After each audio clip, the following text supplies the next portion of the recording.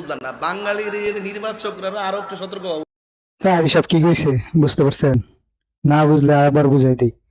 বিসিবির এক হাত দিয়ে দিছে কিন্তু তারি তাইরি হুজুর এক রাত খেলাবাস দিছে, তো শোনেন কি কয় তাইরি হুজুর।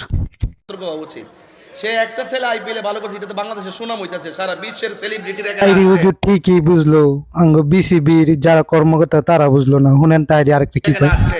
এর মধ্যে একটা ছেলে আসছে, এটার সুযোগ দেওয়ার দরকার ছিল না। ও জিম্বাবুয়ে তো তাইরি হুজুরের কথা কিন্তু যুক্তি আছে। জিম্বাবুয়ে খেলতে গিয়া বলে মুস্তাফিজরে আইপিএল থেকে ডাক খেলো। তো শোনেন আবার কি জিম্বাবুয়ে তো কথা। দেশের সাথে খেলবার লাগে, তার আনার দরকার আছে। এর সারা ওই আজকে করে সাইজ করে দিয়েছে কালকে, হ্যাঁ। তো দরকার বিসিবির সভাপতি তাহির হুজুরই দরকার, কারণ এর সবকিছুই বুঝে। দেখছেন কি সুন্দর করে বলতে, জিম্বাবুয়ের একবার সার্চ করে দিছে। তা আসল কথা সত্যি, তাহির হুজুরের কথা কিন্তু একটা যুক্তি আছে। তো শোনেন আবার কি হইতেছে। তো দরকার ছিল এই প্লেয়ারটা আনার। তারপরে চেন্নাই যথেষ্ট সম্মান দিছে, এটা আমাদের একটা তাহির হুজুর মাঝে মাঝে অনেক ভালো কথা বলে, তার জন্য তারা অনেক ভালোবাসি। আর দ্বিতীয় কথা, যারা বলতেছে মুস্তাফিজের বাংলাদেশ দলে খেলা দরকার, তারা হলো ছাগলের 4 নম্বর বাচ্চার মতো ফালায়। যদি না ফালাইতো তাহলে এরকম করতো না। তো সবাই ভালো থাকবেন। ভিডিওটা কেমন